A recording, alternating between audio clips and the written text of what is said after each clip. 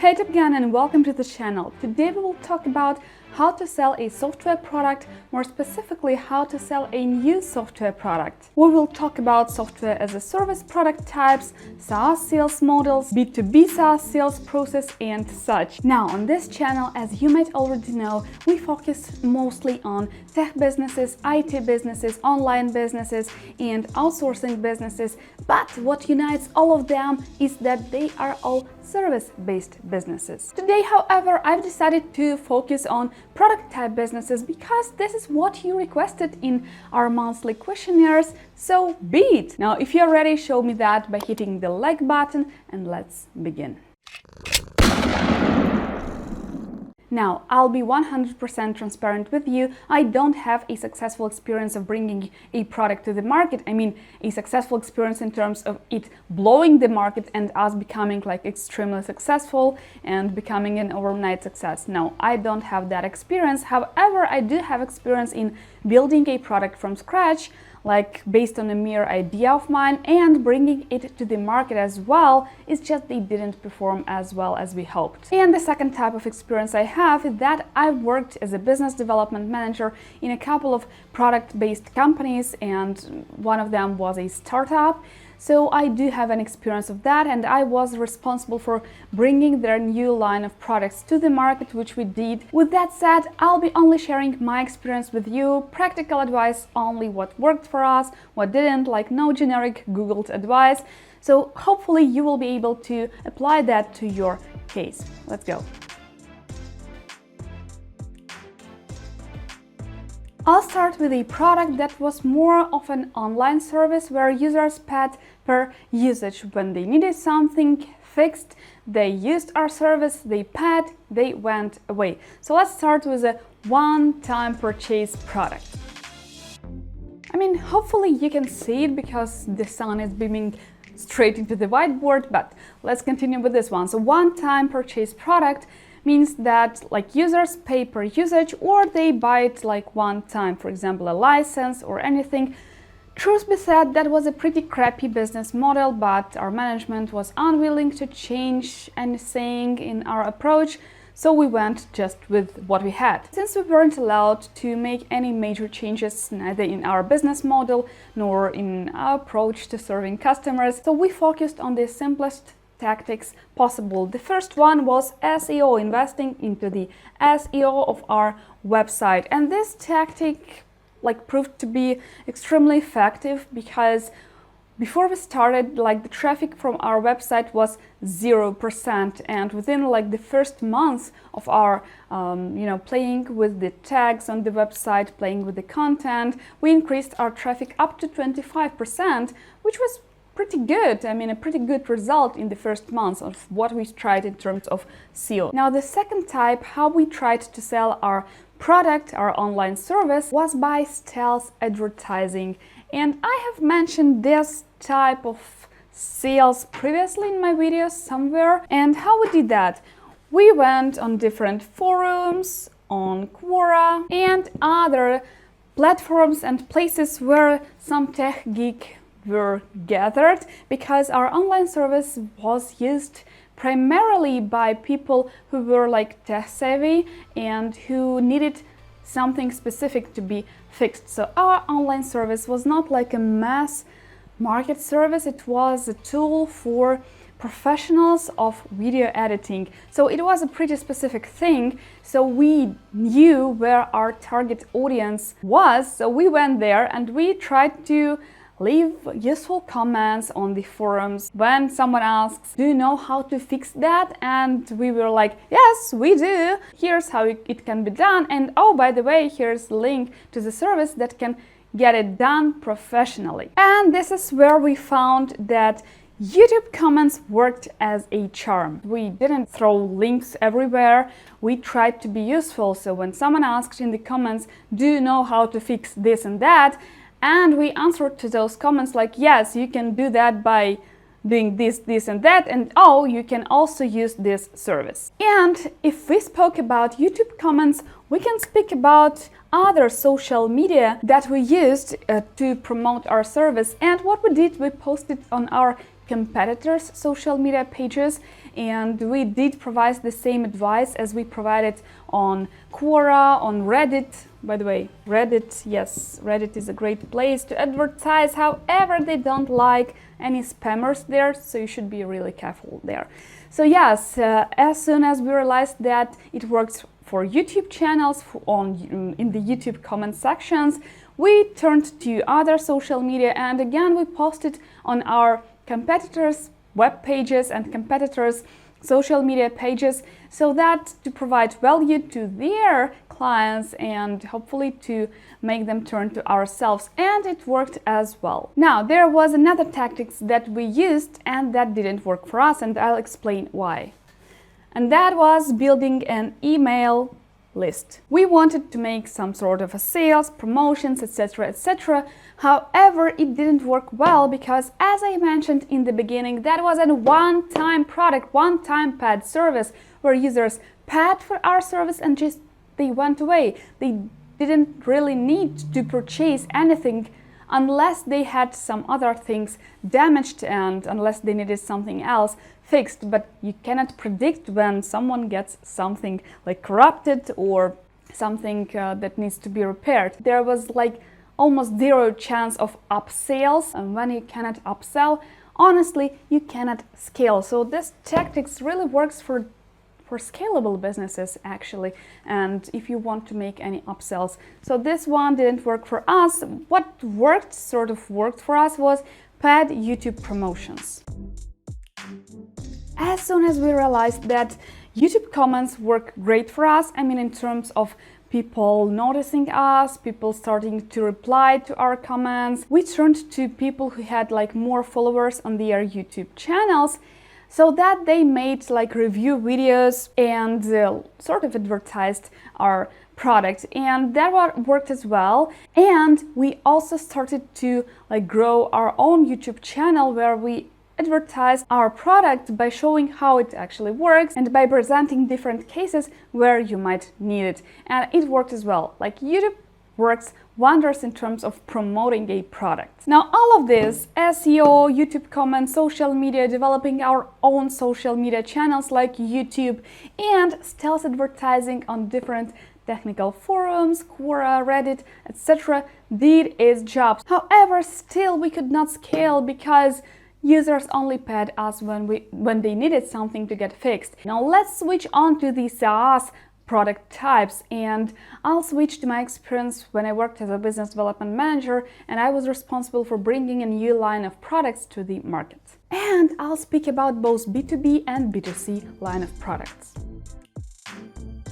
Can you actually see it? Now first, what is so different about SaaS sales? So SaaS sales are really different from like regular sales because you have to sell your product time and over again to the same customers. So you have to sort of work in two directions. You have to gain new customers, you have to make new customers buy your product, and at the same time you have to retain your current customers and to protect your current revenue.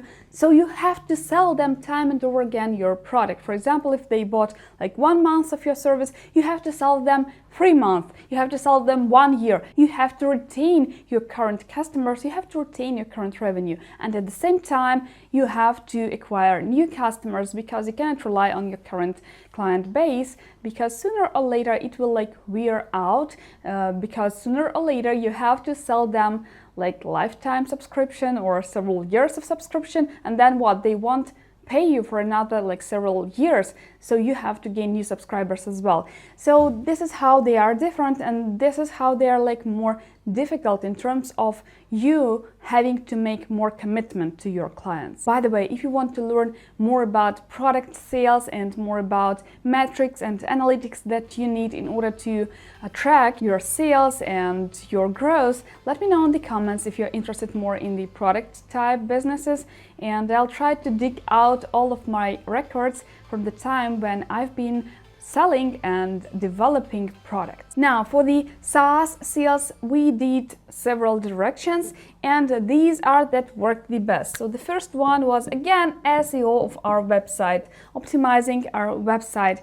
And for each product, we build a separate website, even though we had like a general, the main website of the company where all of the products were presented.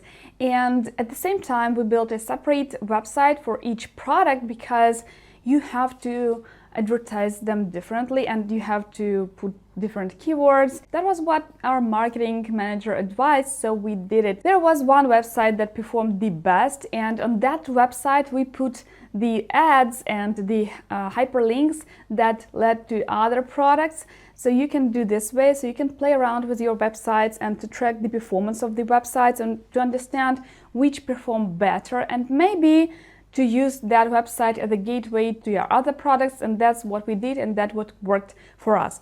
And the next one, what we did was building an email list and making regular promotions. Now, email list and regular promotions did work well because this was not a one-time purchase. That was a SaaS, software as a service, and we had a client base. We had our email list of subscribers, of our clients, and to that list, we sold new subscriptions and new deals. Like we provided extreme discounts, like lifetime discounts or 3 years discounts or 1 year discount. To each categories, we sent a separate email sequence, and that worked great. I mean, for example, if we had people who used our trial, like free trial, we sent them a proposal, an email sequence that promoted like 3 months of subscriptions. To the person who already bought 1 year, we sent emails that offered them to buy like a lifetime subscription and so on. So we had divided our audience into segments and sent a separate email sequence to each of those segments. And that's where the next comes from, and that is strategic trial periods. Now, many SaaS providers do have trials, like free periods of time when a user can use their service or a product. However, in order for those trials to actually work for you and to bring you sales, you have to make those trials strategic. And trials are extremely important because when a client, a customer, has an opportunity to use your product, they will understand it better, and if they like it, they might want to keep it. And while there are no one-size-fits-all approach, there are different tactics and different approaches that work like more or less for all SaaS providers. So now there are 7-day trial. So 7-day trials work best for straightforward products that are like easy to understand and easy to use, because people in this case don't really need much time in order to understand what your product actually does. For example, if it's, say, a VPN service, like everybody knows what a VPN is, and if a person looks for a VPN, like they probably already know what they are looking for. Or if you offer, say, a product that has a low price, for example, like the same VPN or some marketing tool like TubeBuddy, people don't really need much time to investigate this product. They either like it and then they buy or don't. So that's where you use 7-day trials. Now, there are also 14 days trials. Now again, I hope you can see both the whiteboard and myself, but okay, I hope you can see the whiteboard. Now, 14 days trials are used mostly for more like complicated products where users have to investigate different features, where they have like multiple features, not like in VPNs or marketing tools. Or if this is a complicated marketing tool, again, they need more time to investigate a product. And whilst 14 days trial is nothing like close to 1 month, it's like more on the short side still, but if your product has more features, this is the trial that you might want to try. And then there is a 1 month trial. 1 month trials are recommended for B2B SaaS products, because if you're selling to enterprises and if you're selling to businesses, this is where they have like more decision makers in order to either buy your product or not.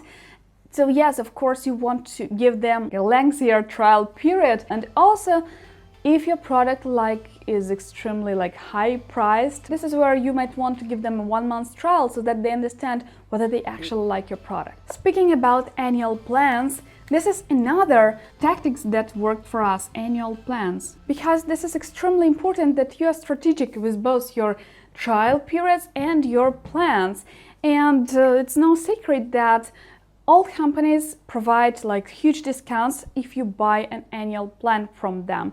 And annual plans again works great for us, and we offered 1-year plan, 3 years, and a lifetime. People tend to buy something that saves them money. So we played around with these annual plans, we made them more or less, and that brought different results. So you can play with your prices and with your plans a little bit, especially when you're just figuring out how you should market your product, how you should sell your product. So this is where you might want to play around with your plans, because this might bring you really different results. So the next thing that worked great for us was PR.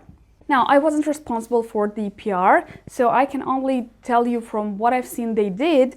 We had an entire PR department who spoke to journalists, to the presenters of different online magazines and offline magazines as well, and they really did a great job. And that's when the product begins to be heard by millions of people, because they have a wider audience, and that's the direction you might want to try. However, many magazines do ask for money, they do ask for paid publications, so just for you to be aware. Almost, I presume, all of our publications were done free, but that's because we had a marvelous PR manager, and she did wonders in terms of communication. This is the direction that you might want to try. However, it takes a lot of time, it might take years of pitching before you are published in some online magazine that you want to be featured in. Now, another one is stealth advertising. Similar as to here, this is what we did. Again, we found forums where our target audience was crowded, and Quora did wonders for that, and Reddit as well, but on Reddit, again, they don't like any promotions at all, so it was mostly Quora and other social media and some forums as well. If you want to get more traffic from ground up, this is where you might want to take your path. Again, it takes a lot of time, so you might want to just hire a person who would write posts on different platforms. That person wouldn't cost you much, but it would save you a lot of time. Now, what really worked wonders for us was storing our product on platforms like AppSumo and Stacksocial. Storing your newly built SaaS product on platforms like AppSumo, Stacksocial, and others would make wonders for you, and this is exactly where the first boost of our sales came from. You might want to use platforms where they already have tons of users who are ready to buy, but for reduced prices. So the flip side of such platforms is that first you will have to sell in lower prices because they sell in bunches, in bulks. And second type, you won't be able to collect emails of those users because they are considered to be clients of these platforms. So you are not allowed to make any promotions to those users, to propose them any deals, because you will be punished for that. So don't do that. They are considered to be clients of these platforms. However, still, this is where your primarily sales might come from, because it's extremely hard to get your product from ground up, optimize your website, to drive traffic to that website, to make those clients buy. Only then you will be able to propose them better deals and so on and so forth. Here, the audience is already ready to buy, but they are used to buying cheaply. Still, when you're just in the beginning of your journey, this will be a game changer for you. So I strongly recommend that you check out these platforms if you're just starting out. And now let me tell you what didn't work, and that was webinars. We spent weeks of preparations for those webinars, and even among those who attended, nobody bought our product. So webinars didn't work for us, and webinars, I presume, don't work for newly built products at all. The second method that didn't work for us was participating in different startup accelerators and in different startup shows and events. Again, we spent several months of preparing for that, and we paid a lot of money to buy a booth, to buy some promotion materials, to actually buy our participating tickets, and all for nothing. Yes, we did gather a lot of leads, but out of those leads we only got a couple of sales, so it doesn't count at all. I presume that all those startup events are good for startups that are looking for investments, and we weren't looking for any investments. This is, I presume, good for networking, but not in terms of sales. There was several departments involved. Still, we got 0 sales from that, so don't waste your money if you're not looking for connections and investments. And another thing that didn't work really well for us was content publications. Even though we did have a blog and we had an entire content department that developed articles for those blogs, still we didn't have much sales making from that. So again, if you're investing in your strategy, better invest in things that actually bring you traffic. Now, what we didn't do, but we wanted to do, but we weren't allowed to do by our management was doing paid promotions, paid ads, and collaborating with social media influencers. That was what we all wanted to do. The sales department, the marketing department, the PR department, but our boss said no, and we didn't do that. Before you go, there is a business plan template in the description box below. It's absolutely free and it's more suited for product type businesses. So if you're interested in product type businesses, this is exactly what you want to grab down below. Again, it's absolutely free and it might be of great use to your product growth and positioning, and I wish you that from my very heart. Now, if you like this video, give me a thumbs up. If you didn't, thumbs down, and go and check out this video next, where you will learn how to market your startup product and learn several marketing tactics that might work for your business as well. See you there. Bye.